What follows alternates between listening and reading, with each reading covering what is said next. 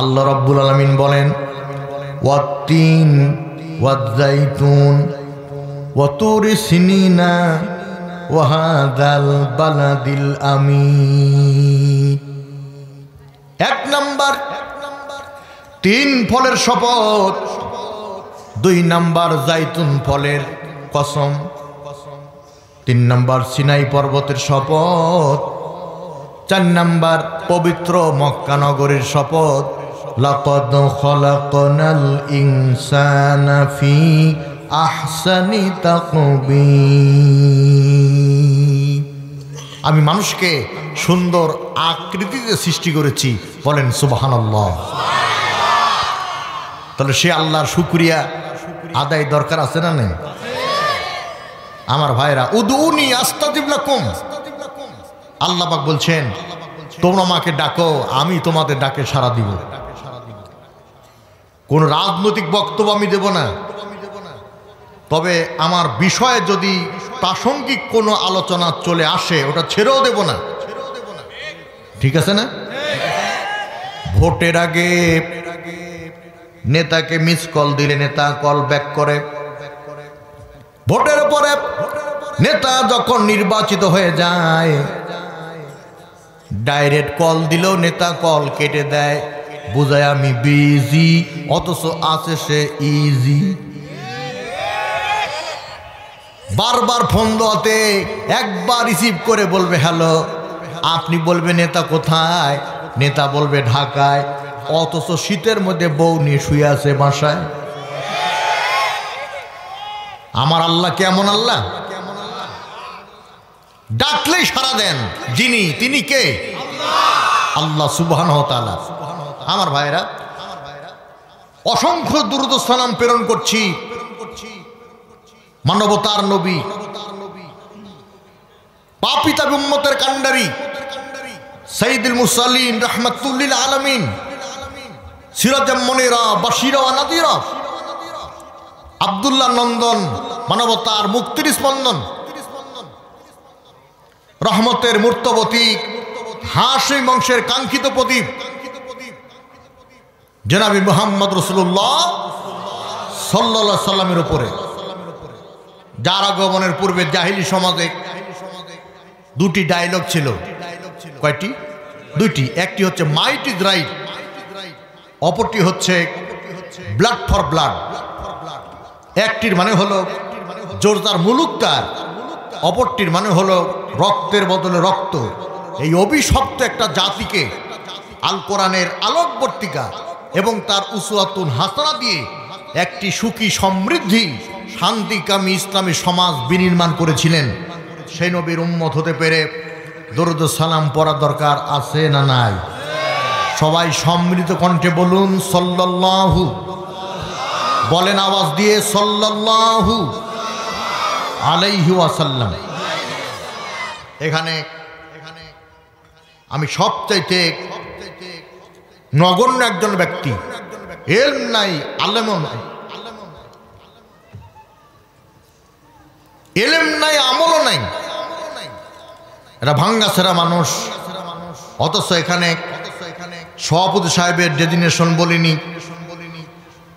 শফিকুল আলম সাহেবেরটা বলিনি, তাজুল ইসলাম সাহেবেরটা বলিনি, শিক্ষিত মহোদয় এবং ওনারা সরকারি কর্মকর্তা, কেউ বর্তমান কেউ সাবেক।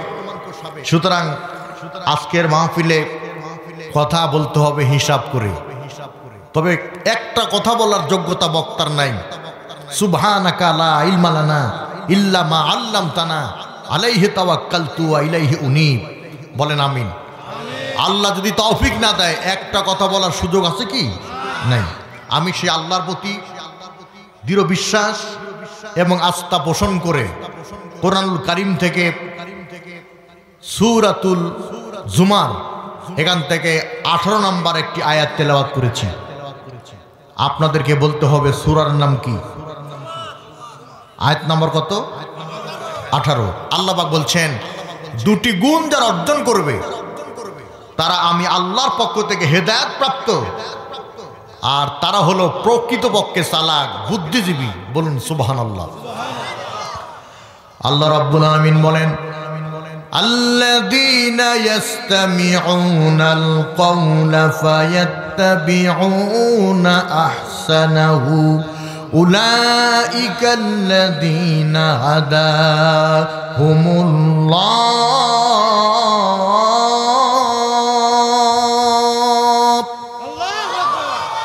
দুই হাত উঁচু করেন, টান টান করেন, মুট করেন, কারণ নাকে যেন না লাগে। লিল্লাহে তাকবীর, লিল্লাহে তাকবীর। আল কোরআনের আলোক, দুনিয়ার মুসলিম, বাংলাদেশের মুসলমানরা এক। যারা কোরআন শ্রবণ করে আর কোরআনের অনুকরণ করে, অনুসরণ করে, কোরআনের রীতিনীতি, কোরআনের পদ্ধতিকে মেনে নেয়, আল্লাহ পাক বলেন উলাইকাল্লাযীনা হাদাহুমুল্লাহ, তারা আমি আল্লাহর পক্ষ থেকে হেদায়েত প্রাপ্ত। জোরে বলেন মারহাবা। আল্লাহর পক্ষ থেকে আমরা হেদায়েত প্রাপ্ত যদি দুটি গুণ অর্জন করি। ওয়া উলাইকা হুম উলুল আলবাব। আর পৃথিবীতে যত বুদ্ধিজীবী আছে তার মধ্যে তারাই হলো, অর্থাৎ আমরাই হলাম সবচাইতে প্রকৃত চালাক। সুবহানাল্লাহ বলেন। পুলিশ চোরকে ধরেছে, ধরে তো না, বানিয়ে বললাম। পুলিশ চোরকে ধরেছে আর বাতাসে পুলিশের টুপি উড়ে গেছে। চোর বলতেছে স্যার যদি কিছু মনে না করেন আপনার টুপি টেনে দেই। পুলিশ বলতেছে বেটা বেয়াদব, নিজেকে চালাক মনে করিস, টুপি আনা নাম করে পালাবি তা আমি জানি, সেই সুযোগ আমি তোকে দেব না, তুই দাঁড়িয়ে থাক, টুপি আমি আনতেছি। তাহলে বিষয়টা কি দাঁড়ালো? পুলিশ নিজেকে চালাক মনে করলো, চোরও নিজেকে চালাক মনে করলো। আল্লাহ কয় এরা দুইজনই বোকা, আসল চালাক তারা কোরআন শুনে এবং কোরআন মানে যারা। সুতরাং এই নরম মাহফিলকে গরম করতে হলে স্লোগানে স্লোগানে মুখরিত করতে হবে। সেই জন্য ঝংকার দিয়ে বলতে চাই, ওই রংপুরের পীরগঞ্জের আবু সাইদ শরীরের তৃপ্ত তাজা রক্ত রাজপথে ঢেলে দিয়ে এই বাংলাদেশটাকে যেমন দ্বিতীয়বার স্বাধীন করেছেন, আল কোরআনের পার্লামেন্ট গঠনের জন্য এক সাগর রক্ত যদি লাগে সেই রক্ত দিতে কারা কারা প্রস্তুত আছেন? দুই হাত তুলে আল্লাহকে দেখায় দেন মুসলমান।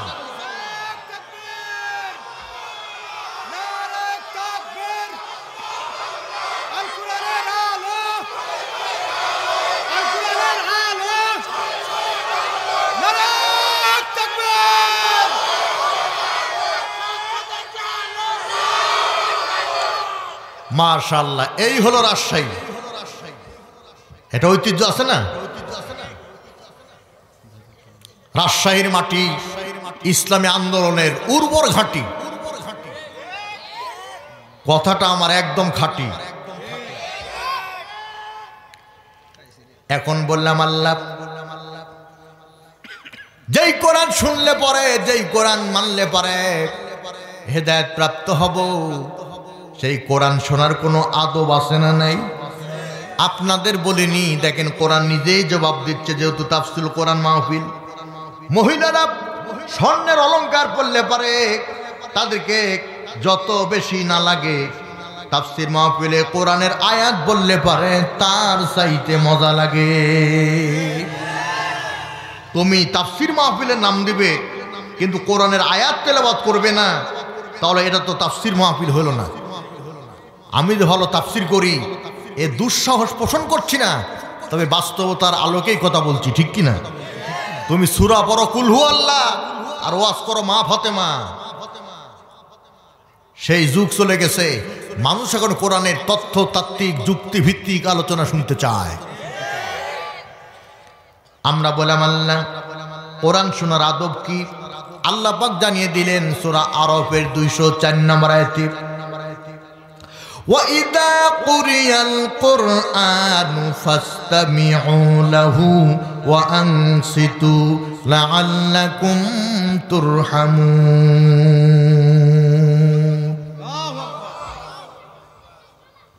আল্লাহু আকবার বল রে মুমিন, তারি আকাশ আর তারি জমিন আল্লাহু আকবার বলো রে মুমিন, লিল্লাহি তাকবীর। যে ইমানের বলে হয়ে বলিয়ান ভয় কাঁপিত কাফের বেঈমান। যে ইমানের বলে হয়ে বলিয়ান ভয় কাঁপিত কাফের বেঈমান। সত্যের সে হংকার তুলরে আর একবার, বাতিল দুনিয়া ভেঙ্গে কররে চুরমার, লিল্লাহি তাকবীর। মনে রাখবেন, তাকবীরাতু ওয়াহিদাতু খায়রুম মিনাদ দুনিয়া ওয়া মা ফিহা। আকাশ আর জমিনে যা আছে সব কিছুর চাইতে একটা তাকবীর হলো আল্লাহর কাছে সবচাইতে প্রিয়। আমার সোনার বাংলা আমি তোমায় ভালোবাসি, এটা মুসলমানদের জাতীয় সঙ্গীত হতে পারে না। এই সঙ্গীত যিনি লিখেছেন এত বড় নারী, দেখলে মনে হয় আল্লাহর ওলি, কিন্তু আবার হিয়া বড় মোষ, দেখলে মনে হয় ইরি ধানের গোঁজ। রবীন্দ্রনাথ ঠাকুর, ঠিক না? কি লিখেছে আমরা একটা বার কিন্তু গবেষণা করে দেখিনি। তিনি লিখেছেন, আমার সোনার বাংলা আমি তোমায় ভালোবাসি। সোনার বাংলাকে ভালোবাসতে হবে না, সোনার বাংলা যিনি দিলেন তাকে ভালোবাসতে হবে। তিনি কে? আমার সোনার বাংলা আমি কি তোমায় এমনি ভালোবাসি। গভর্নমেন্টের টাকা মেরে দোতলা বাড়ি করে, গভর্নমেন্টের টাকা মেরে দোতলা বাড়ি করে করি হাসা হাসি। আমি কি তোমায় এমনি, আপনারাই বলেন, কেউ কি এমনি ভালোবাসে? কেউ স্বার্থের জন্যে, কেউ অর্থের জন্যে, ঠিক না বেটি? চলুন সামনে এগিয়ে যাই। আল্লাহ পাক বললেন, কোরআনুল কারীম যেই জায়গায় তেলাওয়াত হয় ওই জায়গায় মনোযোগ সহকারে শোনো আর চুপ থাকো। আশা করা যায় তোমরা রহমত প্রাপ্ত হয়ে যাবে। আমরা বলে মানলাম। এই কোরআনের ব্যাপারে আবু জাহেল কি আইন পাশ করেছিল আল্লাহ তাআলা সূরা হামিম সাজদার 26 নম্বর আয়াতে জানিয়ে দিলেন, وقال الذين كفروا لا تسمعوا لهذا القرآن والغوا فيه لعلكم تغلبون। ওই আবু জাহেলরা বলেছিল, কোরআনের তেলাওয়াত যে জায়গায় হয়, কোরআনের আলোচনা যে জায়গায় হয়, কোরআনের তাফসীর যে জায়গায় হয়, ওই জায়গায় চুপ থাকো আর মনোযোগ সহকারে। ওই জায়গায় তোমরা হট্টগোল করো, ওই জায়গায় তোমরা গন্ডগোল করো, ফাসাদ করো, বিপর্যয় সৃষ্টি করো, যাতে করে আমরা বিজয়ী হই। তাহলে কোরআনের মাহফিলে আসার নাম দিয়ে যারা মেলাতে অবস্থান করছে, রাস্তাঘাটে ঘোরাফেরা করতেছে, বুঝতে হবে আবু জাহেল ইন্তেকাল করেছে, কিন্তু তাদের নাতি নাতনিরা আজও জিন্দা আছে। ঠিক কিনা জোরে বলেন? আল্লাহর নবী কোরআন তেলাওয়াত করতেছেন কাবা ঘরে বসে থেকে, ইয়াসিন ওয়াল কুরআনিল হাকিম ইন্নাকা লামিনাল মুরসালিন আলা সিরাতিম মুস্তাকিম। সালমা নামক বান্দি কোথায় যেন যাচ্ছিল, ডাক দিয়ে বলা, ইয়া রাসূলুল্লাহ সাল্লাল্লাহু আলাইহি ওয়াসাল্লাম, একটু আগে আপনি যেটা তেলাওয়াত করতেছিলেন এটা কি আপনার বানানো না আল্লাহর পাঠানো? নবীজি চুপ করে রইলেন, কারণ তিনি মন গড়া কোনো ফতোয়া দেন না, ঠিক কিনা? আর আমার দেশে খতিবের কাছে যাবেন এক ফতোয়া, ইমামের কাছে যাবেন আরেক ফতোয়া, মুয়াজ্জিনের কাছে যাবেন অন্য ফতোয়া, খাদেমের কাছে যাবেন ভিন্ন ফতোয়া। কারো ফতোয়ার সাথে কারো ফতোয়ার মিল নাই। আবার আমার দেশে আছে কিছু লোক যারা হয়েছে বয়সে বুড়া, জানেন একটা সূরা আন্দাজে ফতোয়া মানে পুরা। আমি যেই মসজিদে ইমামতি করি, ইমামতি বললে ভুল হবে, খতিবের দায়িত্ব পালন করি 25 বছর হলো। একই মসজিদে খুতবা দেই, খতিবগিরি যায় আসে, আসে যায়, এখনো ঠিক আছে আলহামদুলিল্লাহ, আজকেও দিয়েছি। তো আমি দেখলাম আমার মসজিদে এক চাচা 4 রাকাত নামাজ পড়ে বসে গেল। আমি বললাম, চাচা কি করলেন আপনি? বলে, বাবারে জোহর নামাজে সুন্নাত পড়লাম। তাই বললাম, চাচা জোহরের সুন্নাত পড়তে হলে কমপক্ষে 5টা সূরা জানা লাগে, আপনি জানেন? বলতেছে, বাবারে জানি তো অনেক, বলতে গেলে 2-1টা ভুল হবে। আমি বললাম, চাচা ঠিক আছে আপনি বলেন। চাচা বলতেছে, আলহামদুলিল্লাহ, সূরা ফাতিহা আর প্রথমটা। সব মিলে কয়টা? সব মিলে কয়টা? সব মিলে হলো একটা, বুঝেন নাই? এই হলো আমাদের অবস্থা। ওয়ারাত্তিল কামা কুনতা তুরাত্তিল ফিদ দুনিয়া ফাইন্না মানজিলাকা ইনদা আখিরি আয়াতিন তাকরাউহা। আল্লাহ পরকালে বলবেন, কোরআন তেলাওয়াত করো আর সামনে উঠে যাও, যেই জায়গায় গিয়ে তোমার কোরআন তেলাওয়াত বন্ধ হবে আমি ওই জায়গাটাই তোমাকে জান্নাত হিসাবে বরাদ্দ দিয়ে দেব। এখন আমাদের কোরআনের পুঁজি কতটুকু একটু বুঝাবুঝি দরকার আছে না নেই? আল্লাহর নবী ওহীর জন্য অপেক্ষা করলেন। মা ইয়ানতিকু আনিল হাওয়া, নিজের প্রবৃত্তিকে অনুসরণ করে নবীজি মন গড়া কোনো কথা বলেন না। একটু পর আল্লাহ তাআলা সূরা ফুরকানের 1 নম্বর আয়াত নাযিল করে দিলেন। তাবারাকাল্লাযী নাযালাল ফুরকানা আলা আবদিহি লিয়াকুনা লিল আলামিনা নাযীরা। সালমা বুঝতে পারলেন কোরআন আল্লাহর পাঠানো, নিজেও কোরআনের তেলাওয়াত শুরু করে দিলেন। রাস্তাতে রওনা দিলেন। আবু জাহেলের সাথে সাক্ষাৎ হয়ে গেল। আবু জাহেল ডাক দিয়ে বলতে, সালমা রে কিসের তেলাওয়াত করিস? সালমা বলল, কোরআনের। আবু জাহেলের ভেজাল বেড়ে গেল। ডাক দিয়ে বলে, সালমা অনুরোধের স্বরে বলি, দয়া করে কোরআনের তেলাওয়াত বন্ধ করে দে। সালমা বলল, কোরআনের তেলাওয়াত করলে তোর সমস্যা কি? বলে, আমার ভেজাল বাড়ে। সালমা বলল, কোরআনের তেলাওয়াত করলে আমার ঈমান বাড়ে। যাদাতুহুম ঈমানা। বলেন আল্লাহু আকবার। কোরআনের তেলাওয়াত শুনলে যদি ঈমান বাড়ে, বুঝতে হবে মুহাম্মদ সাল্লাল্লাহু আলাইহি ওয়াসাল্লাম ইন্তেকাল করেছে, তার দলের কর্মীরা আজও জিন্দা আছে। ঠিক কিনা জোরে বলেন। এবার আবু জাহেল বলল, সালমান কোরআনের তেলাওয়াত যদি বন্ধ না করিস তাহলে আমি জানি সোজা আঙ্গুলে ঘি উঠবে না, আঙ্গুল বাঁকা করা লাগবে। আবু জাহেলের আঙ্গুল বাঁকা মানে ঘোড়ার লেজের সাথে সালমান 2টা হাত বেঁধে দিয়েছে আর বলতেছে, চল ঘোড়া চল, চল ঘোড়া চল। ঘোড়াটা বালির ভেতরে 2 পা হাইড্রোলিক ব্রেক করেছে, 1 কদম সামনে দেয় না। কি ব্রেক? হাইড্রোলিক। আহারে, যুব সমাজের আজকে মন খারাপ। 14 ফেব্রুয়ারি শুক্রবার ছুটির দিন, ওরা ঠিক মতো সময় দিতে পারেনি। নাউজুবিল্লাহ আগে বলেন। কোনো দিন ক্ষণ করে ভালোবাসা হয় না। আমি আমার মাকে, আমি আমার বাবাকে, আমি আমার স্ত্রীকে, আমি আমার ছেলেকে মেয়েকে ভালোবাসবো। দিনক্ষণ কেন? 14 ফেব্রুয়ারি এটা বিশ্ব কুত্তা দিবস। প্রেমের জন্য যারা কিনে ফুল, জীবনে তারা করে মস্ত বড় ভুল। এক পর্যায়ে দিতে হবে ভুলের মাসুল। নাটোর থেকে বলে গেলাম আমি রুহুল। প্রেমের জন্য যারা কিনে গোলাপ, নিরালায় বসে করে প্রেমালাপ, তাদের জানা উচিত 14 ফেব্রুয়ারি এটি হচ্ছে ইসলামের খেলাফ। ঠিক আছে না? কি ব্রেক? Hydraulic break. ইদানিং আবার হুন্ডা কোম্পানি হুন্ডা বের করেছে, ড্রাইভার যে সিটে বসে হুন্ডা ড্রাইভ করবে ওইটা আন্ডারগ্রাউন্ডে, আর ওর বান্ধবী যেটা বুঝবে ওটা 3 তলা উপরে।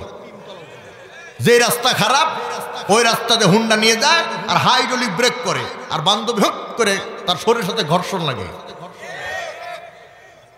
বন্ধু বলে কিছু মনে করো না, বান্ধবী মনে মনে বলে এটাই চাচ্ছি রে। ঠিক কিনা? আবার কিছু ছেলে পেলে হুন্ডার সাইলেন্সার পাইপ খুলে ফেলেছে, যদি বলে এটা কি হলো তো বলতে সড়ক পথে বিমানের ছোঁয়া। কথাটা একেবারে ভুয়া, ওর পাশাতে বের হয় খালি ধোঁয়া। কথা বলেন। 10টা হুন্ডা 30 জন গুন্ডা, নিরীহ মানুষের কাছে চায় চান্দা, আবার দাবি করে আল্লাহর বান্দা। আছে না নেই? খুব কষ্ট হচ্ছে আপনাদের। এইবার আবু জাহেল করল কি? ঘোড়াকে ব্যত্রাঘাত করে আর বলে, ঘোড়া আমি যদি বলি তুই সামনে যা তাহলে তুই দৌড়াবি, আমি যদি বলি তুই পিছনে যা তো শুয়ে পড়বি। আমার চির দুশ্মন সালমাকে তোর দ্বারা নির্যাতন করব, কেন সামনে যাস না? ঘোড়া চোখের পানে ছেড়ে দে কাঁদে আর বলে, আল্লাহ আমার জবান খুলে দাও, আমি যেন আবু জাহেলের প্রত্যেকটা চাবুকের জবাব কথা দিয়ে দিতে পারি। আল্লাহ রাব্বুল আলামিন ঘোড়ার জবান খুলে দিলেন। ঘোড়া বলতে, আবু জাহেল রে, আমাকে মারতে মারতে যদিও মেরেও ফেলে দিস আমি মরে যাব, এরপরও আমার দ্বারা কোরআনের কর্মী, কোরআনের প্রেমিকা সালমাকে কষ্ট দেওয়া সম্ভব হবে না। খালি সুবহানাল্লাহ বললে হবে না, মুসলমান আবারও ঝংকার দিতে হবে। সেই ঝংকার হচ্ছে এই জন্য দিতে হবে, জঙ্গলের জানোয়ার হয়ে কোরআনের প্রেমিকাকে চিনেছে, মুসলমান হয়ে বাংলাদেশের কুলাঙ্গাররা আল্লামা সাঈদীকে চিনে নয়। তুই হাত তোলা বলে ঠিক না বেটি? কথা ঠিক আছে না নাই? আওয়ামী লীগের লোক পর্যন্ত সাঈদী সাহেবকে ভালোবাসে, তার ওয়াজ শোনে, তাফসীর শোনে, ঠিক কিনা ধরে বলেন? তিনি তাফসীরের উপকার, তিনি কোরআনের পাখি। বাংলাদেশে আগে ইসলামের সোয়াব হতো, জালসায় সালানা হতো, মিলাদ মাহফিল হতো, ওরস হতো। তাফসীর কাকে বলে আমরা জানতাম না, আমরা তার রুহানি সন্তান। আমি আজকের ময়দানে দোয়া করি, আল্লাহ আমাকে জান্নাতে আলা মাকাম দান করুন। জোরে বলেন আমিন, জোরে বলেন আমিন। আমার ভাইয়েরা, এইবার আবু জাহেল বলল, সামসার তাফসীর দিয়ে দেই। আপনি যদি হক্কানি কোন আলেমের সাথে ঘুরেন, আপনার নাম পড়ে যাবে তলবে এলেম।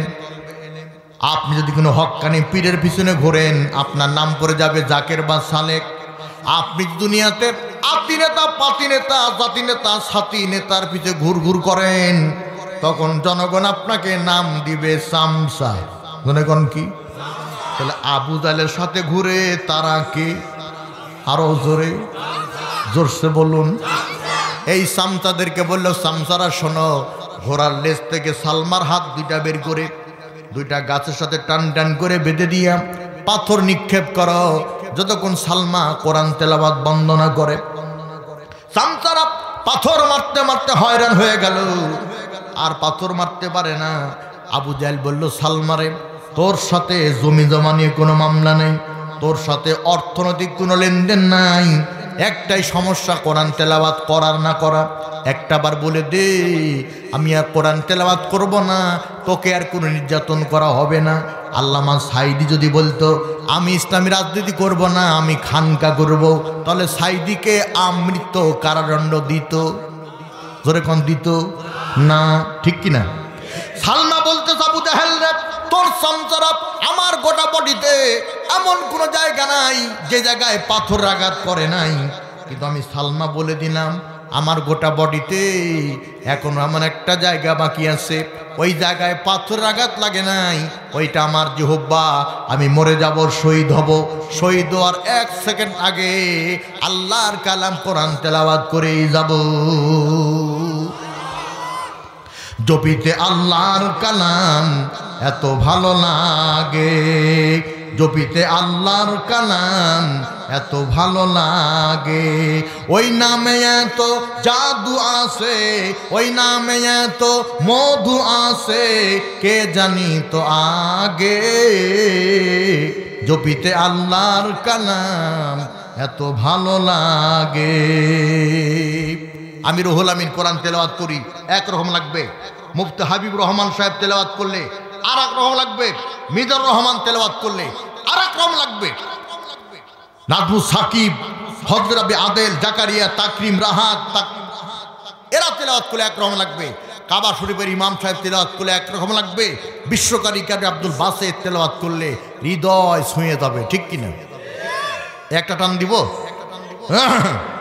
وتمت كلمات ربك صدقا وعدلا لا مبدل لكلماته وهو السميع العليم।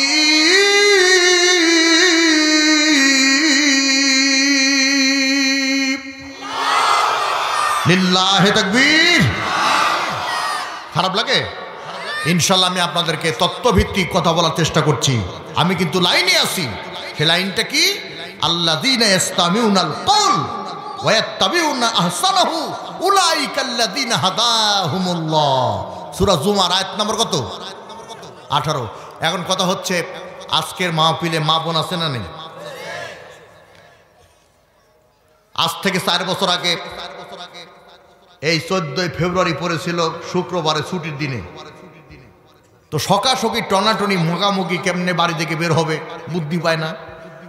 তাই এক মেয়ে তার মাকে বলছে, মা 14 ফেব্রুয়ারি শুক্রবারে কোচিংয়ে একটা এক্সট্রা ক্লাস ছিল। এখন ওর মা বলতেছে, আজ থেকে 20 বছর আগে 14 ফেব্রুয়ারিতে রোজ শুক্রবারে কোচিংয়ে একটা এক্সট্রা ক্লাস করেছিলাম বলেই তোর জন্ম হয়েছে। কথা কি বুঝতেছেন? এখন আপনারা বলেন, আপনাদের রাজশাহীতে কুকুরের লেজ বড় না ছাগলের লেজ বড়? আপনারা বলেন, কুকুর কি বড় লেজ দিয়ে লজ্জাস্থান থাকতে পারে? ছাগল ছোট লেজ দিয়ে লজ্জাস্থান থাকে কিনা? কুকুরের স্বভাব কি জানেন? কুকুরের স্বভাব হলো যেখানে দেখে লোকের সমাগম সেখানে লেজ উঁচু করে বলে ওয়েলকাম। ঠিক না বা ঠিক? লেজ বড়, লজ্জাস্থান থাকতে পারে না। ছাগলের লেজ ছোট, লজ্জাস্থান থাকে। আজ থেকে 20-30 বছর আগে নানি দাদির শাড়ি ছিল 7 হাত। 7 হাত কাপড় দিয়ে গোটা বডি ঢাকতো, শাড়ি দিয়ে গোটা বডি ঢাকতো। পুরুষের কণ্ঠের আওয়াজ পেলে ঘুমটা দিত, আবার তাকায় দেখতো কে গেল। ঠিক? এখন 20-30 বছর পরে ভাবির শাড়ি হয়েছে 13 হাত, তারপর লজ্জাস্থান ঢাকে না। বুঝতে হবে কুকুরের স্বভাব নারীর চরিত্রে প্রবেশ করেছে। প্রিয় বন্ধুগণ, মা বোনদের জন্য 3টা ডায়লগ দিয়ে দেই। 1 নাম্বার ডায়লগ হলো, এ রাজশাহীতে কলার দিকে তাকো, কলার দিকে। একটা কলা যখন পর্দায় থাকে, কলার বাজার মূল্য 6 টাকা, 8 টাকা, 10 টাকা। আবার এই কলা যখন পর্দা ছাড়া থাকে 8 আনা দিয়ে কেউ নেয় না, বরং তার উপরে মাছি পড়ে, তাও কোনো জাতের না, চরিত্রহীন লুচ্চা। মা বোনদেরকে বলি, পর্দা সহ কলার মতো চলো, তাহলে পরে এদেশের বকেটের যুবক সম্মান করে তোমাদেরকে খালাম্মা বলবে। আর যদি পর্দা ছাড়া কলার মতো চলো, এদেশের বকেটের যুবক দূরের কথা, 80 বছরের নানাও রিক্স নিয়ে মিস কল মারবে। রাজশাহীর মা বোনদেরকে বলি, ডাবের দিকে তাকাও, ডাবের দিকে। একটা ডাবের যখন যৌবনকাল, ডাবের বাজার মূল্য 80 টাকা, 90 টাকা, 100 টাকা, 110, 120, 150 টাকা পর্যন্ত। আবার এই ডাব কয়েকদিনের ব্যবধানে যখন নারিকেলে রূপান্তরিত হয়, তখন 200 টাকায় 1 জোড়া পাওয়া যায়। আজকে তোমার যৌবন আছে বলে যা খুশি তাই করো না, মনে রেখো কয়েক বছরের ব্যবধানে নারিকেলের মতো পরিণত হতে তোমার বেশি দেরি লাগবে না। এই জন্য মনে রাখবে, তোমার সৌন্দর্য একমাত্র তোমার স্বামীর জন্য প্রযোজ্য। কিন্তু ফুল ফুটুক বা না ফুটুক, আজ বসন্ত, আজ 14 ফেব্রুয়ারি ভ্যালেন্টাইন ডে। তুমি যেমন খুঁটি তেমন সাথে সেজেছ। আজ থেকে 20 বছর আগে স্বামী থাকতো সামনে, স্ত্রী থাকতো পিছনে। ইদানিং আবার স্ত্রী সামনে, স্বামী 2 কিলোমিটার পিছনে। মুসি, সারাল, মারাল, ডোম, মেতো, রিক্সাওয়ালা, অটোওয়ালা, ভ্যানওয়ালা সব দেখতেছে আর হাসতেছে, আর স্বামীও পিছন থেকে বলতেছে, দেখতে হবে না, কারবো কারবো। বলেন। 3 নাম্বার ডায়লগ হলো, এদেশে শিয়ালগুলি চায় মুরগিরা সব স্বাধীন হোক, কারণ শিয়াল জানে মুরগি স্বাধীন হলে লাভ আমাদের। এদেশের কিছু এনজিও চাকরির নামে, স্কলারশিপের নামে, শিক্ষার নামে নারীদেরকে বিবস্ত্র করেছে। কথা বলেন। আবার এই যে আশা, নিরাশা, দুরাশা, আমাশা, ন্যাং ভাঙ্গা, ঠ্যাং ভাঙ্গা, ঠেঙ্গা মারা, কোনো পুরুষকে দেয় না টাকা, কারণ তারা জানে পুরুষকে দিলে টাকা কিস্তি না দিয়ে চলে যাবে ঢাকা। নারীকে যদি দেয় ঋণ, কিস্তির টাকার জন্য খুলে দেবে কানের রিং, চালের টিন। নারী যখন টাকা পেল, মুই কি হনুরে, নারী স্লোগান চেঞ্জ করলো, এক দেহ এক প্রাণ, যাকে খুঁজি তাকে করব দান। হাই রে নারীর অবদান, এজন্য পদে পদে অপমান। বঙ্গবন্ধুর স্বপ্নের সোনার বাংলাদেশে 6 বছরের শিশু কন্যা থেকে শুরু করে 80 বছরের বৃদ্ধা পর্যন্ত ধর্ষিত হয়। আমার দেশে একজন ধর্ষণকারিণীকে ধরে প্রকাশ্য দিবালোকে রোজ জুমাবারে বাইতুল মুকাররমে জুমার নামাজের পরে পাথর নিক্ষেপ করে যদি হত্যা করা হয়, ওইটা যদি মিডিয়ায় দেখানো হয়, পত্রিকায় ছাপানো হয়, তাহলে লাল বাংলা, নীল বাংলা, সাদা বাংলা, হলুদ বাংলা, গ্রাম বাংলা, স্বাধীন বাংলা, নেতাদের দোয়া মহব্বতের নাম জয় বাংলা থেকে জেনা দূরের কথা স্বপ্নদোষ পর্যন্ত বিদায় নিত। এগুলি ওয়াজ করে 4 পয়সা লাভ নাই। আলা লাহুল খলকু আলাম ইনিল হুকমু ইল্লা লিল্লাহ। সৃষ্টি যার, আইন চলবে তার। কারা কারা চান 2 হাত তুলে আল্লাহকে দেখান মুসলমান।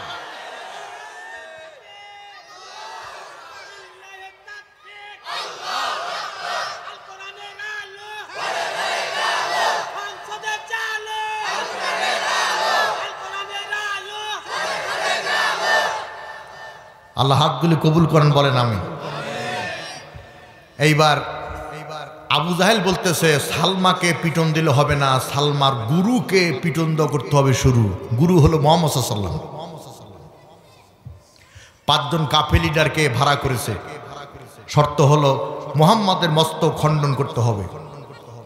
এই 5 জন কাফের লিডার নবীকে অ্যাটাক করেছে, তরবার উঁচু করেছে, মুহাম্মদ সাল্লামকে হত্যা করবে। 5 জনের মধ্যে একজন বলতেছে বিনা অপরাধে একটা মানুষকে হত্যা করা যায় না, আগে তাকে পরীক্ষা করো। তো ওলীদ ইবনে মুগীরা আঙ্গুল উঁচু করে বলতেছে মুহাম্মদ বলো তো আমাদের এই 5 জনের মধ্যে কে কে জারুর সন্তান? এখন বলেন কে কে জারুর সন্তান, এটা কি নবীর জানা আছে? যেরকম জানা আছে কি? জানা নেই। নবীজি অপেক্ষা করলেন। একটু পরে সূরা কলমের 12 নম্বর আয়াত নাজিল করে আল্লাহ জানিয়ে দিলেন উতুল্লিম বাদা যালিকা জানিম। এ নবী আঙ্গুল উঁচু করে ওলীদ ইবনে মুগীরা বলতেছে কে কে জারর সন্তান, তুমি বলো এই ওলীদ ইবনে মুগীরাই হলো জারর সন্তান। এখন বলেন মানুষকে জারজ বললে পারে মেজাজ নরম হয় না গরম হয়? জোরে বলেন, নরম হয় না গরম হয়? অল্প হয় না চরম হয়? তরবার উঁচু করেছে, নবীকে হত্যা করবে। কিন্তু আল্লাহ তাআলা সূরা মায়েদার 67 নম্বর আয়াতে বলেন আমার নবীকে কেউ হত্যা করতে পারবে না। আল্লাহু ইয়াসিমুকা মিনান নাস, মানুষের ক্ষতি থেকে আমি আমার নবীকে হেফাজত করব। বলেন সুবহানাল্লাহ। এইবার ওলীদ ইবনে মুগীরা তরবার উঁচু করেছে, মুহাম্মদকে হত্যা করবে। বাকি 4 জন দল চেঞ্জ করে বলতেছে নেতা তোমার সাথে কথা হৃদয়ে ব্যথা ব্যক্ত করবো হেতা, তুমি না জারজ, এটা তোমার মা ভালো জানে। মুহাম্মদ তোমাকে জারজ বলেছে, তোমার মাও যদি তোমাকে জারজ বলে তাহলে মিলে গেল। বিনা অপরাধে একটা মানুষকে হত্যা করা যায় না। আর মুহাম্মদ তোমাকে জারজ বলল, তোমার মা যদি তোমাকে ভালো বলে মুহাম্মাদের কাল্লা রাখবো না, যাও বাড়ি চলে যাও। ওলীদ ইবনে মুগীরা বাড়ি গেল। মায়ের নাম হলো ঝর্ণা, দিয়ে দিল ধর্ণা। ডাক দিয়ে বলতেছে এ মা, মা রে। মা বলতেছে কি হয়েছে? বলতেছে বলো মা আমি জারজ না ভালো। আবার এমনি এমনি বললে হবে না, কাবা ঘর স্পর্শ করে বলা লাগবে। ওলীদ ইবনে মুগীরার মা ঝর্ণা বলতেছে হে ওলীদ, কে তোকে জারজ বলেছে? বলে আব্দুল্লাহর বেটা মুহাম্মদ আমাকে জারজ বলেছে। ওলীদ ইবনে মুগীরার মা ঝর্ণা বলতেছে মুহাম্মদ সাল্লাল্লাহু আলাইহি ওয়াসাল্লাম যদি তোকে জারজ বলে রে তাহলে ঠিকই বলেছে, ওই ছেলেটা মিথ্যা কথা বলে না।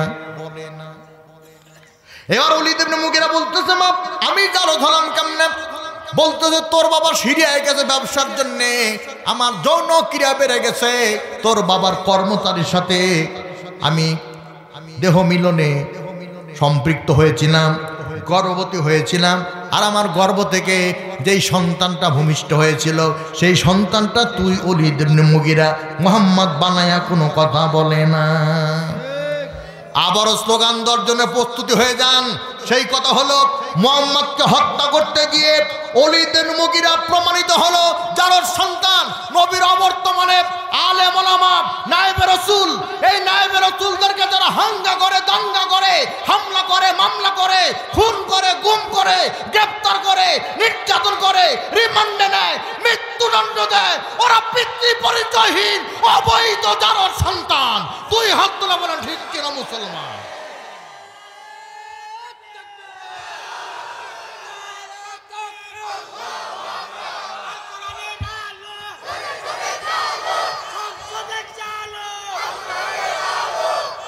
খুব খুশি হলাম ভাইজান।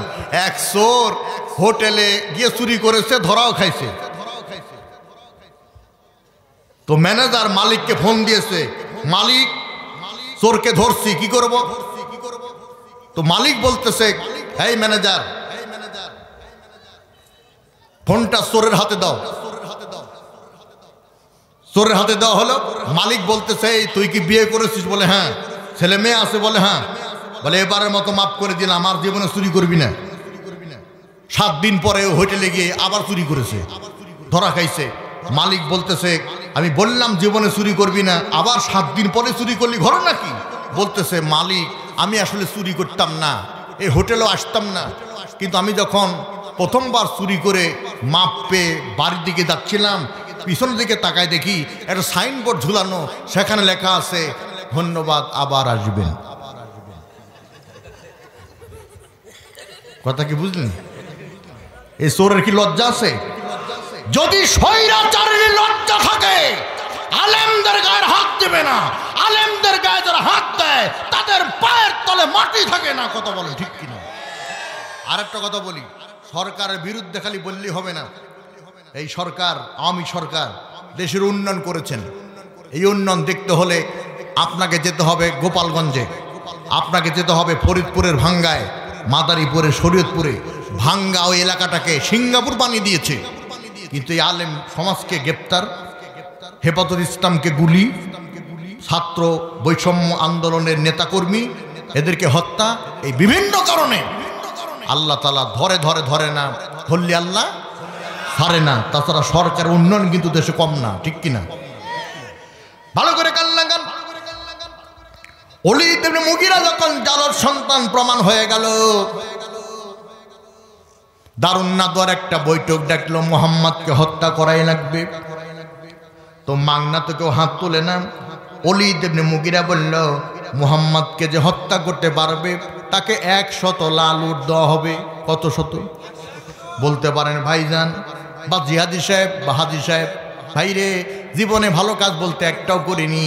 একটা যদি ভালো কাজ করি তাহলে 2017 সালে বাবা মা শ্বশুর সহ একটু হজ করেছি। আজকে সভাপতি নামের আগে আলহাজ নাই, সভাপতির নামের আগে আলহাজ নাই, প্রধান অতিথির নামের আগে আলহাজ নাই, 2 জন বক্তা তাদের নামের আগেও আলহাজ নাই, আমার নামের আগেও আলহাজ নাই। আমি দোয়া করে গেলাম প্রত্যেকেই হজ করার মতো সামর্থ্য রাখে, আল্লাহ যেন খানাই কাবার মেহমান বানিয়ে দেয়। জোরে বলেন আমিন।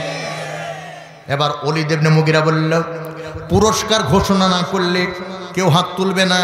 তাই ওলীদ ইবনে মুগীরা বলল, মুহাম্মদকে যে হত্যা করতে পারবে 100 লাল উট দেব। লাল উট এই জন্য বলল, বাংলাদেশে যেমন কালো ছাগলের দাম বেশি, মক্কায় লাল উটের দাম বেশি। কেউ হাত তুলে না। হঠাৎ করে ওমর হাত তুলেছে। জোরে বলেন কি? ওমর। ওমর কি? ওমর কান লাগান। লিল্লাহি তাকবীর, আল্লাহু আকবার আওয়াজ দিত ওমর। গর্ভধারিণীর গর্ভের সন্তান বের হয়ে যেত। মেম্বারে বসে বক্তব্য দিত, ইয়া সারিয়াতুল জামাল। 1400 মাইল দূর থেকে সাহাবায়ে কেরাম ওমরের কণ্ঠের আওয়াজ শুনতে পেত। বাংলাদেশে আর্জেন্টিনা সাপোর্টার সবচেয়ে বেশি, এরপরে ব্রাজিল। মানুষ কত বোকা হলে পরে, মানুষ কত ভুল শহরে বসবাস করলে পরে জমি বিক্রি করে আর্জেন্টিনার ফতুয়া, আর্জেন্টিনার পতাকা তৈরি করে, ব্রাজিলের পতাকা তৈরি করে, আর বাংলাদেশের এই ছোট্ট একটা পতাকা দিয়া আমাদেরকে সলিম বুঝ দিচ্ছে আমরা বাংলাদেশি, ঠিক কিনা? এখন চাষটলে বসে গেছে, খেলা হচ্ছে আর্জেন্টিনার ব্রাজিলের। ব্রাজিল একটা গোল করেছে, সমর্থকরা চিৎকার দিয়ে বলতেছে গোল। আর্জেন্টিনার সাপোর্টার তাদের মন খারাপ। কিছুক্ষণ পরে আর্জেন্টিনা একটা গোল দিয়েছে, গোল, কারণ সাপোর্টার বেশিতে আওয়াজ কত। আবার একটা লাল চা খাওয়ায় যদি মিছিলে নিয়ে যাই, আমরা স্লোগান দেই, অমুক নেতার চরিত্র ফুলের মতো পবিত্র, নামাজ পড়ে না 1 ওয়াক্ত, গাঁজা খায় 6 ওয়াক্ত, মানে তাহাজ্জুদ সহ। কথা বলেন, কোন লোকের চরিত্র ভালো এই সার্টিফিকেট আপনি দিতে পারেন না, একমাত্র মুহাম্মদ সাল্লাল্লাহু আলাইহি ওয়াসাল্লাম ছাড়া। মুহাম্মদ সাল্লাল্লাহু আলাইহি ওয়াসাল্লাম বলেছেন, আয়েশা আমার চরিত্রের ব্যাপারে দিনে যা দেখো রাতে যা দেখো সব আমার উম্মতকে বলে দিও। আর আমাদের নেতার এক রাতের চরিত্র যদি কর্মীরা জানে, নেতা কর্মী শূন্য হয়ে যাবে। খুব ভালো করে কান লাগান। ওমর হাত তুলেছে, আমি মুহাম্মদকে হত্যা করব। উপস্থিত জনগণরা সব তালি দিল। কি দিল? তালি দিল। এ তালি দেওয়ার মানে হলো ওমর যাতে মুহাম্মদকে হত্যা করতে পারে তার সমর্থন করা, ঠিক কিনা? আমরাও তালি দেই কিনা? তালি দেই কিনা? আমরা তালি দিই কখন? তাকান আমার দিকে। নেতা মঞ্চে এলো, নেতার পেট এত বড়, দেখতে মনে হয় 9.5 মাস, আর 10 দিন পরে ডেলিভারি। বিপরীতে বাঁশ দিয়া পেটটাকে এত বড় করেছে, ঈদের দিনে কোলাকুলি করতে গিয়ে ইমাম সাহেব কাঁধ খুঁজে পায় না, আগেই পেটে ব্যারিকেড। বেচারা হয়রান হয়ে গেছে, কাঁধে কাঁধ মিলে না। ইমাম চিন্তা করলো মুসল্লি সব চলে গেলে লসে পড়ে যাবো, তাই বলতেছে ভাইজান চেষ্টা তো আর কম করলেন না, এবছর কাঁধে কাঁধ মিলবে না, আসেন পেটে পেটে ঠেকাই। সেই নেতা মঞ্চে এলো আর বক্তব্য দিচ্ছে, আউযু বিল্লাহির রহমানির রহিম, বিসমিল্লাহি মিনাশ শাইতানির রাজিম। ভয়ের আমার আউযু বিল্লাহ বিসমিল্লাহ ঠিক মতো পড়তে পারে না। এরা আমাদের নেতা, আমাদের কপালে তো কুত্তা পেশাব করে দিয়েছে। কথা কয় না?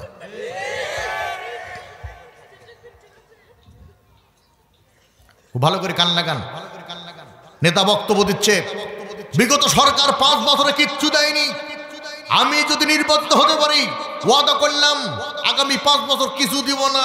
জনগণ তালি দিল, এ জনগণ বুঝলো না টোটালে আমাদের 10 বছর লস।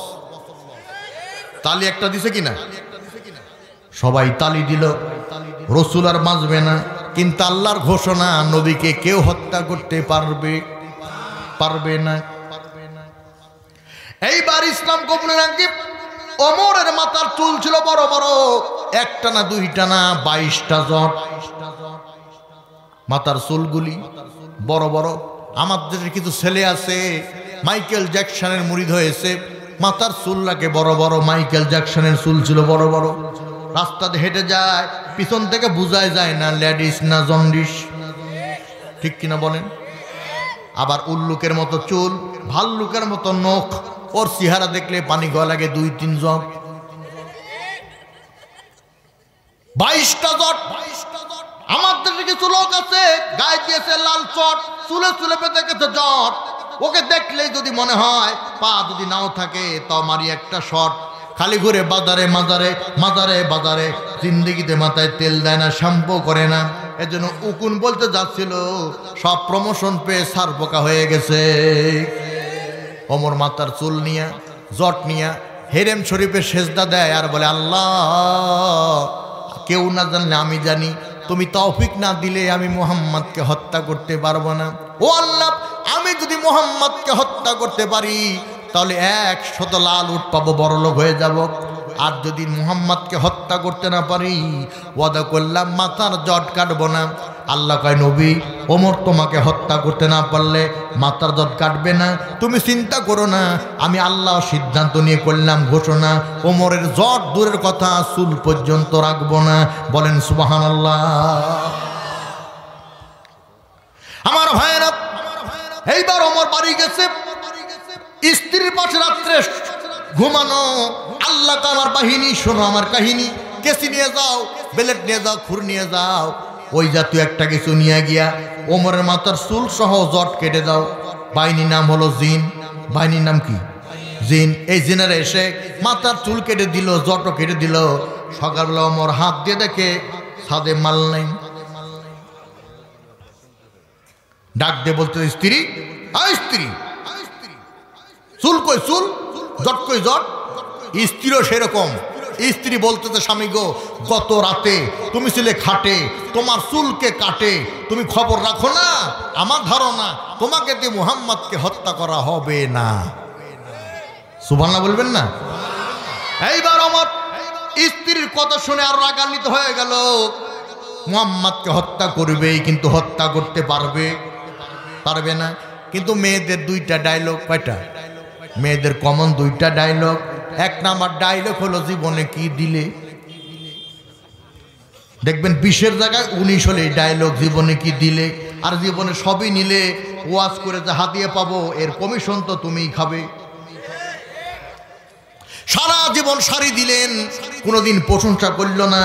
এইবার ঈদের শাড়ি পছন্দ না, ডায়লগ জীবনে কি দিলে।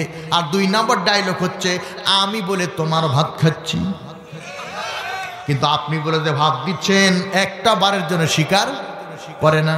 আবার আমার শহরের লোকেরা, নাটোর শহরের লোকেরা একটু দেরি করে বাড়িতে যায়, স্ত্রীর অভিনয় করে বলে স্বামী গো এত রাত তুমি কোথায় ছিলে, তুমি আসো নাই, আমি যে না খেয়ে আসি। ডাহা মিথ্যা কথা, আপনি খাওয়ার আগে 3 বার খাইছে, ওর টার্গেট হলো আপনার সঙ্গে আবার খাবে। ঠিক কিনা জোরে বলেন? ওই নাটোরের মহিলার কথা বলছি, রাজশাহীর না, খুব ভালো করে কান লাগান। এইবার আমার স্ত্রীর কথা সহ্য করতে না পেরে নাঙ্গা তলোয়ার নিয়ে রওনা দিয়েছে, মুহাম্মাদের মস্তক খণ্ডন করবে। রাস্তার মাঝখানে নঈম নামক বন্ধুর সাথে দেখা, ডাক দিয়ে বলে বন্ধু যাও কোথায়? বলে দোয়া করো, যাচ্ছি মুহাম্মাদের মস্তক খণ্ডন করার জন্যে। নঈম বলতেছে যার মস্তক খণ্ডন করার জন্য রওনা দিয়েছ, তার কাছে গিয়া একটু আগে তোমার বোন আর ভগ্নিপতি কালেমা পড়ে মুসলমান হয়ে এলো। তার আগে একটা কথা বলি, আমার দেশের মেয়েরা যেই ফকির কালেমা সুর করে পড়তে পারে, ওই মেয়েকে 1 মুরসাল ধরে দেয়। রাজশাহীর মহিলাদেরকে বলে যায়, কোনো ফকির যদি কালেমার জিকির দিয়ে ভিক্ষা করে, ওরে ভিক্ষা দিবেন না। কালেমা ভিক্ষা করার জন্য আসে না, এই কালেমা এসেছে শিক্ষা দেওয়ার জন্যে। আপনি যদি সচিবালয়ে, আপনি যদি গণভবনে, বঙ্গভবনে জিকির করেন লা ইলাহা ইল্লাল্লাহ, লা ইলাহা ইল্লাল্লাহ, লা ইলাহা ইল্লাল্লাহ, সচিব বেরিয়ে আসবে, এমপি মন্ত্রী বেরিয়ে আসবে, প্রধানমন্ত্রী বেরিয়ে আসবে, রাষ্ট্রপতি বেরিয়ে আসবে, আপনাকে দাওয়াত দিয়ে বাড়ি নিয়ে গিয়ে দুপুরে লাঞ্চ করাবে, আবার ঠিকানা নিবে, আবার মাঝে মধ্যে দাওয়াত দেবে, হাদিয়াও দিবে। আর আপনি যদি বলেন সংসদের পাশে, আপনি যদি সচিবালয়ের পাশে, গণভবনের পাশে, বঙ্গভবনের পাশে ওই কালেমার অর্থ যদি বলেন কারো আইন মানি না, কারো হুকুম মানি না, কারো বিধান মানি না, একমাত্র আল্লাহ ছাড়া, আপনাকে সাথে সাথে হাত করা পড়াবে। তাহলে কালেমা হলো বৈপ্লবিক স্লোগান, এটা ভিক্ষা করার জন্য আসে নাই। অমর সিদ্ধান্ত নিল আমি মুহাম্মাদকে পরে হত্যা করব, আগে বোন ভগ্নিপতিকে সাইজ করি। বোনের বাড়ি রওনা দিলেন। বোন কোরআন তেলাওয়াত করতেছিলেন সূরা তাহা থেকে, তাহা মা আনজালনা আলাইকাল কুরআনা লিতাশকা ইল্লা তাযকিরাতাল লিমান ইয়াখশা। ওমর কুফরি অবস্থায় আছে, যার জন্যে কোরআনের তেলাওয়াত তার কর্ণকরে প্রবেশ করে নাই। ঘরের মধ্যে প্রবেশ করে বলতেছে, এ বোন ভগ্নিপতি দে দে দে, তেলাওয়াত বন্ধ করে দে। বলে না, সম্ভব না। ওমর করল কি, তরবারি উল্টা পেট দিয়া বোন ভগ্নিপতিকে মৃদু আঘাত করল, রক্তাক্ত করে দিল। এরপরও কোরআন ছাড়ে না। ওমর চিন্তা করতেছে, আমার দাপটে, আমার ভয়ে ভীত সন্ত্রস্ত হয়ে বাগার বকরিতে একই ঘাটে পানি গায়, কিন্তু আমার ভয়ে আমার বোন ভগ্নিপতি কোরআন ছাড়ে না। একটু আগে তেলাওয়াত করতেছিল, খারাপ তো লাগে না? তাও সুবহানাল্লাহ বলবেন না? আমি কি দিয়ে বোঝাবো? আজ থেকে 20 বছর আগে একটা গান ভাইরাল হয়েছিল, ও সকিনা গেছস কিনা ভুইলা আমারে, আমি এখন রিক্সা চালাই কোন শহরে। বলেন তো এই গান আর শোনা যায় নাকি? এই গানের মার্কেট দখল করলো আর একটা গান এসে, বন্ধু 3 দিন তোর বাড়িতে গেলাম একদিনও। বলেন এই গান আর শোনা যায় নাকি? আর একটা গান এসে ভাইরাল হয়ে গেল, আসসালামু আলাইকুম বিয়ান সাহেব, কি হয়েছে? বুকে জ্বালা, এসিটার, তোর বিয়াই কি থার্মোমিটার যে তোর জ্বর মেপে দেবে? বিয়াই যদি বিয়াইনের জ্বর মাপতে যায় তাহলে ভূমিকম্প হবে, ভূমিকম্প। ঠিক কিনা জোরে বলেন? এই গানের মার্কেট দখল করে নিল। মমতাদের ফাইটে যায়, ছিঁড়ে যায়, জোড়া দেওয়ার বুদ্ধি নেই। এই মমতাজ ঢাকা সদরঘাটে মদমা করে নর্তকীর মতো নেচে গান গেয়ে যে টাকা পেত, ওই টাকা দিয়ে সংসার চালাতো। ওই মমতাজকে এমপি বানায়া সংসদে গান গাওয়ায়া সংসদটাকে অপবিত্র করা হয়েছে। কোরআনের পক্ষের লোক যারা, তাদেরকে সংসদে পাঠায়া কোরআন আইন বাস্তবায়ন করে সংসদকে পবিত্র করা লাগবে। কারা কারা আমার সাথে একমত? 2 হাত তুলে দেখান। লিল্লাহি তাকবীর।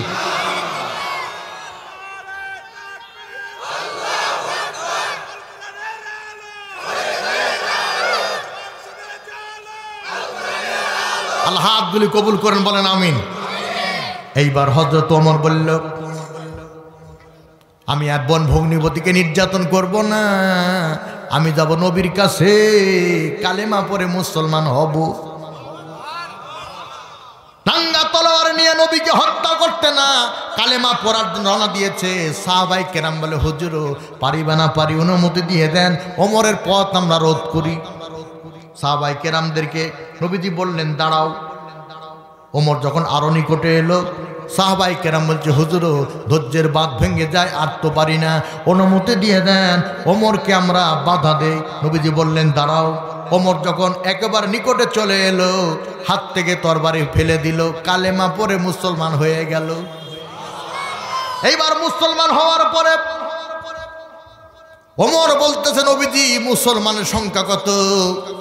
নবীজি বললেন তোমাকে দে মাত্র 40।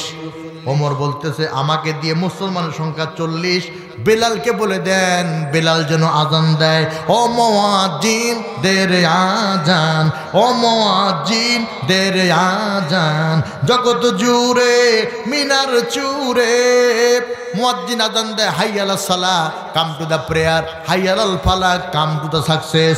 এসো নামাজের দিকে, নামাজের দিকে আসলেই তোমার কল্যাণ হবে, তোমার কপাল খুলে যাবে। এই বাংলাদেশে শুধু না, গোটা পৃথিবীতে সবচাইতে বড় চাকরি হলো 5 ওয়াক্ত নামাজ, যার বেতন হলো আল্লাহর জান্নাত। এই জন্য কবর খনন কমিটি খালি কবর খনন করলে হবে না, ওই কবরের সামান সংগ্রহ করা দরকার আছে কিনা। ও যুবক ভাইরা, মিষ্টি মিষ্টি ওয়াজ শুনে হাসলে হবে না, নামাজ পড়ার দরকার আছে না। ইন্নাস সালাতা তানহা আনিল ফাহশাই ওয়াল মুনকার ওয়ালা যিকরুল্লাহি আকবার। নিশ্চয়ই নামাজ মানুষকে অনাচার, কদাচার, পাপাচার, ব্যভিচার, নগ্নতা, অশ্লীলতা, বেহায়াপনা, যাবতীয় বাজে কাজ, খারাপ কাজ থেকে বিরত রাখে। বলেন সুবহানাল্লাহ। আল্লাহ তাআলা সূরা নাবার মধ্যে বলেন, ইন্নাস সালাতা কানাত আলাল মুমিনিনা কিতাবাম মাওকুতা। নামাজটাকে ফরজ করেছি সময়ের সাথে সামঞ্জস্য রেখে। ফজরের নামাজ জোহরে পড়লে হবে না, জোহরের নামাজ আসরে পড়লে হবে না, আসরের নামাজ মাগরিবে পড়লে হবে না, মাগরিবে নামাজ এশায় পড়লে হবে না। নামাজের শিক্ষা হলো 9টার চাকরি তোমার, 11টায় গিয়া হাজিরা খাতায় সই করলে বেতন হালাল হবে না। আবার তুমি অফিসে গেলে না, পিয়নকে দিয়ে খাতা বাইরে পাঠালে, বাড়িতে পাঠালে, সিগনেচার করে দেশের হাজার হাজার কোটি টাকা বিদেশে পাচার করে দেশের ফান্ডকে শূন্য করলে তোমার নামাজ হবে না। এই জন্য সূরা হজের 41 নম্বর আয়াতে আল্লাহ বলেন, আল্লাযিনা মাক্কান্নাহুম ফিল আরদ, they are those who establish the mainland, establish regular prayer. যারা ক্ষমতায় যাবে সরকারিভাবে তারা 4টা বিল আনবে, তার মধ্যে 1 নাম্বার হলো নামাজ। আগামীতে ক্ষমতায় গিয়ে যারা নামাজের বিল পাস করতে চায় তাদেরকেই ক্ষমতায় দেখতে চায়। ঠিক আছে না কিনা ভাই? ঠিক আছে না? কিন্তু নামাজ, নামাজ আমাদের বাংলাদেশি নামাজ দেখেন, ইমাম সাহেব যখন রুকুতে যায়, কিসে যায়? ইমাম সাহেব রুকুতে যায়, আর আমরা কিছু মুসল্লি আল্লাহু আকবার তাকবীর তাহরিমা বেদে ডানে সালাম ফিরি, বামে সালাম ফিরাই, বামে সালাম ফিরাই, ডানে সালাম ফিরাই, আর দেখি ডানে কয়জন, বামে কয়জন, বামে কয়জন, ডানে কয়জন। নামাজ উদাসীন, মনোযোগ নাই, আছে না? আবার কিছু মুসল্লি আছে আল্লাহু আকবার বলে তাকবীরে তাহরিমা বাদে হাঁটু নিচে মশা ভনভন করতেছে, এখনো পায়ে পড়ে নাই, কামড় দেয় নাই, নিয়ে ছেড়ে দিয়ে আগে মশা মারে, আছে না? আমাদের নাটোরে উত্তর গণভবন, আমাদের নাটোরে কি উত্তর গণভবন, আমার নাটোরে মিনি কক্সেস বাজার, আমার নাটোরে বনলতা সেন, আমার নাটোরের কাঁচাগোল্লা, আমার নাটোরের রানী ভবানী, একেবারে কমা বক্তা মনে করেন না।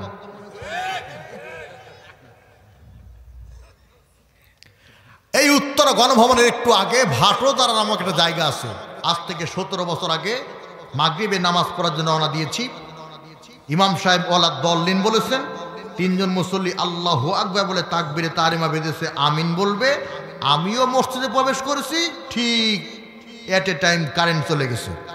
3 মুসল্লির এক মুসল্লি তাকবীরে তাহরিমা বাদ অবস্থায় বলতেছে লে গেল, মাঝখানের মুসল্লি বলতেছে না আমাদের মধ্যে কেউ কথা বলে না কিরে, সাইডের মুসল্লি বলতেছে ও কথা বললে তোর কিরে। এ হলো বাংলাদেশি নামাজ, ঠিক কিনা? অথচ নামাজ কাকে বলে? কান লাগান। হযরতে আলীকে তো জিহাদের ময়দানে আলীর পায়ে তীর ঢুকেছে, হযরত আলী তীর বের করে না, সাহাবীরাও তীর বের করে না।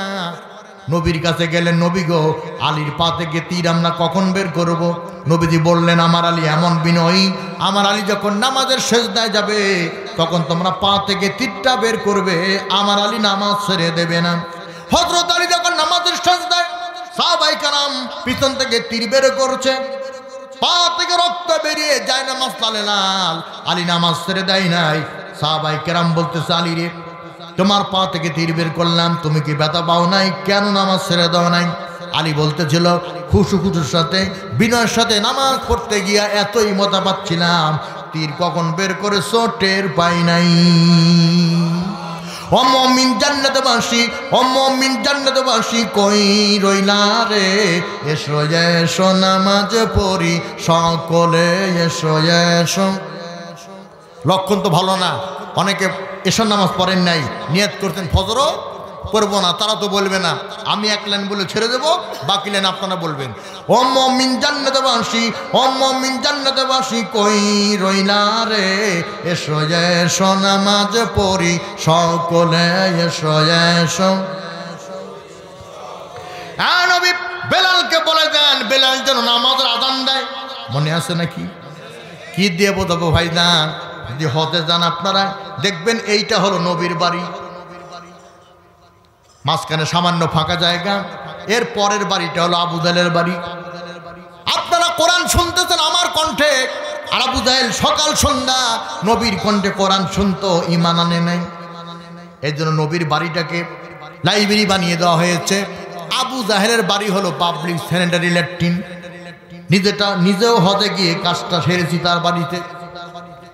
আমি আমার চাহিদা পূরণ করে বসে আছি, হঠাৎ করে দেখি একজন হাজি আসতেছে হাঁপাতে হাঁপাতে। বললাম, হাজি সাহেব খবর কি? বলে, নিয়াত করেছি আবু জাহেলের বাড়িতে একটু পায়খানা করার জন্য। আমি বললাম, আপনি 5 স্টার হোটেলে থাকেন, সেই হোটেলেই তো উন্নত মানের টয়লেট আছে, ওইটা ইউজ করলে হয়, এখানে আবার কেন এলেন? হাজি সাহেব বলতেছে, বাবারে 3 লক্ষ টাকা খরচ করে হজে এলাম, আর 2 টাকা খরচ করে আবু জাহেলের বাড়ি যদি পায়খানা করি, কবরে মুনকার নাকির প্রশ্ন করলে জবাব দিব কি? নবীর কণ্ঠে কোরআন শুনেছে, কিন্তু ঈমান আনতে পারে নাই। 17.5 মাইল দূর থেকে হাফসি বেলাল এলো, নবীর কণ্ঠে কোরআন শুনতে পেল, বেলাল মুসলমান হয়ে গেল। আল্লাহ কয়, বেলাল তুই দেখতে কালো, তোর আখলাক আমার কাছে ভালো, আমি আল্লাহ জ্বালাবো তোর দেহে কোরআনের আলো। এমন আলো আল্লাহ জ্বালিয়ে দিলেন, নবীজি যেই মসজিদের ইমাম, আল্লাহ তাআলা বেলালকে সেই মসজিদের মুয়াজ্জিন বানিয়ে দিলেন। বেলাল আযান দিয়ে দিল। ওমর ওই তরবারি এবার ইসলামের পক্ষ উঁচু করে ধরেছে, আর বলতেছে, মুসলমানের সংখ্যা হলো 40। কাবা ঘরে একদিকে থাকবে মূর্তি, ওরা করবে ফুর্তি, আর একদিকে নবী করবে ইমামতি, আমরা করব নামাজে চুক্তি, যদি হয় নামাজে ভক্তি। এ নামাজ আমাদেরকে দিবে জাহান্নাম থেকে মুক্তি। মুসলমানের সংখ্যা হলো 40। কেউ নামাজে বাধা দিলে পিটাই করবো পালিশ, ওমরের বিরুদ্ধে কেউ করবে না নালিশ। নামাজ হয়ে গেল, কেউ বাধা দিল না। আল্লাহ নবী বলে, ওমর আমি তোমাকে 2টা উপাধি দিব। জোরে বলেন, কয়টি?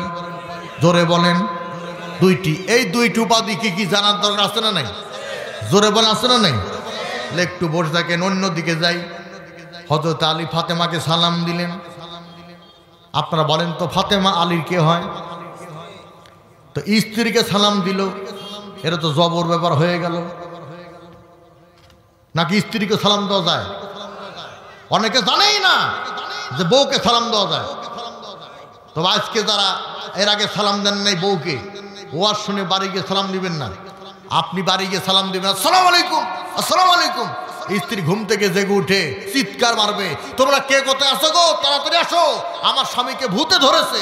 এলাকাবাসী বলবে, কি হয়েছে? বলে, সালাম দিছে মানে তালাক হয়ে গেছে। এই জন্য সালামের হকিকত, তরিকত, শরীয়ত, মারেফত আগে স্ত্রীকে বুঝাতে হবে, ঠিক আছে না? ফাতেমা আলীকে সালাম দিলেন, আলীও ফাতেমাকে সালাম দিলেন। আলী ঘর থেকে বেরিয়ে গেল, একটু ফাঁকে থেকে একটা ল্যাংড়া লোক দাঁড়ায় আছে। হযরত আলী চিন্তা করলেন ল্যাংড়া লোকটাই তো আমাকে সালাম দিবে, কিন্তু ল্যাংড়া লোকটা যখন সালাম দিল না, আলী চিন্তা করলো আসসালামু কবলাল কালাম, আগে সালাম পরে কালাম, আমি সালাম দিতে ভুলবো না। তাই আলী বলল আসসালামু আলাইকুম, কিন্তু লোকটা ওয়ালাইকুমুস সালাম বলল না। আলী চিন্তা করলো আমার দায়িত্ব আমি পালন করলাম, তার দায়িত্ব পালন করুক বা না করুক সেটা তার ব্যাপার। আলী যখন একটু সামনে গেছে তখন ল্যাংড়া লোকটা ডাক দিয়ে বলছে আলী রে, আমি তোমার বাড়ির মেহমান হতে চাই। আলী চিন্তা করলো চারটা জিনিস রহমত। কয়টা? চারটা জিনিস রহমত। 1 নাম্বার মেহমান, 2 নাম্বার কন্যা সন্তান, 3 নাম্বার বৃষ্টি, 4 নাম্বার হলো অসুখ বিসুখ, এগুলি সব হলো রহমত।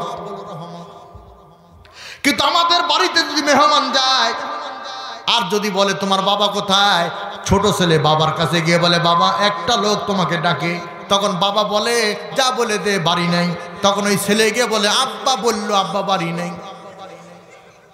ঠিক কিনা বলেন? মেহমান বাড়ি এলে পরে আল্লাহ রহমত দেয় কিভাবে দেখেন, আপনি ডাউল রান্না করেছেন, আপনি আলু ভর্তা করেছেন, আলু ভাজি করেছেন, মেহমান আসতে পারে অন্তত একটা ডিম ভাজি করবেন, মেহমানের প্লেটে দিলে পারে অর্ধেকটা আপনার প্লেটে দিয়ে দিবে। 2 নাম্বার কন্যা সন্তান মেহমান, আল্লাহ নবী বলেছেন যার একটা কন্যা তার একটা জান্নাত, যার 2টা কন্যা তার 2টা জান্নাত, যার 3টা কন্যা তার 3টা জান্নাত। নবীদার একটু বাড়িয়ে বললেন এই 3টা কন্যাকে দিন শিক্ষা দিল আর সৎপাত্রস্থ করল, অর্থাৎ ভালো ছেলে দেখে বিয়ে দিয়ে দিল। এই 3 কন্যার অভিভাবক আর আমি নবীজি জান্নাতে পাশাপাশি থাকব। কিন্তু আমি গবেষণা করে দেখেছি কোন মহিলা পরপর যদি 3টা কন্যা সন্তান প্রসব করে সে নিজেই নিজের উপরে খুশি না। আল্লাহ এত লোককে পুত্র দেয় আমারে দেয় না, আছে না? অকৃতজ্ঞ। আমার নাটোরে বড়াই গ্রামে একটা জায়গা আছে, ওখানে এক মেয়ে কন্যা সন্তান প্রসব করেছে, নাম রাখছে ময়না। পুত্র সন্তানের জন্য আবার সন্তান নিয়েছে, আল্লাহ দিয়েছে কন্যা, নাম রাখছে সায়না। পুত্র সন্তানের আশায় আবার সন্তান নিয়েছে, আল্লাহ দিয়েছে কন্যা, নাম রাখছে আর না। তার ধারণা আল্লাহ বোধহয় পুত্র দিতে পারে না, তাই বিড়াল দহ মাজারে গিয়া সেজদা দিয়া সিন্নি করে মানত করতেছে আর গান গাইতেছে, একটা পুত্র সন্তান দে রে বাবা, একটা পুত্র সন্তান দে রে বাবা, একটা পুত্র সন্তান দে। কামাই খাওয়ার নিয়াত নাই রে, মরে গেলে মাটি দিবে কে? বলেন মাজারের বাবা কিছু দিতে পারে? মাজারের বাবা যদি কিছু দিতেই পারতো, শুক্রবারে মাজারের চারপাশে ভাঙ্গা প্লেট নিয়ে ফকির ভিক্ষা করতো না। ওই ফকিরের প্লেট ভর্তি টাকা দিলেই তো ওই ফকির 3 বছর পর স্বাবলম্বী হয়ে জাকাত দিত। কথা বুঝেন নাই বোধহয়? এক ফকির ভিক্ষা করতেছে আর বলতেছে ভাইজান আমাকে কিছু ভিক্ষা দেন, তো 100 টাকা দিছে। 2 বছর পর আবার দেখা ভাই আমারে ভিক্ষা দেন, 50 টাকা দিছে। 5 বছর পর আবার দেখা ভাই আমারে ভিক্ষা দেন, 10 টাকা দিছে। ফকির মাইন্ড করেছে। কি করেছে? মাইন্ড করেছে, কারণ ফকিরদের মজবুত সংগঠন আছে। ফেসবুকে দেখলাম ঢাকার বাড়ি বাড়িতে গিয়া ফকিরেরা ভিজিটিং কার্ড বিতরণ করতেছে আর বলতেছে রমজান মাসে তোমার বাড়ি এসে দাওয়াত চাইবো, সেই সময় আমাদের নাই। এতে ভিজিটিং কার্ড দিয়ে গেলাম, এখানে মোবাইল নাম্বার আছে, কয়জন ফকির লাগবে ফোন দিয়েও দিয়ে দিব। ফকিরের মজবুত সংগঠন আছে, কিন্তু আলেম ওলামার মজবুত কোনো সংগঠন নাই। 5টা ব্যাংকে একটা দাঁড়িপাল্লা রাখা যায়, কিন্তু 5 ঘরানার আলেমকে এক জায়গায় রাখলে পান খেতে দিলে জর্দার কইটা উধাও।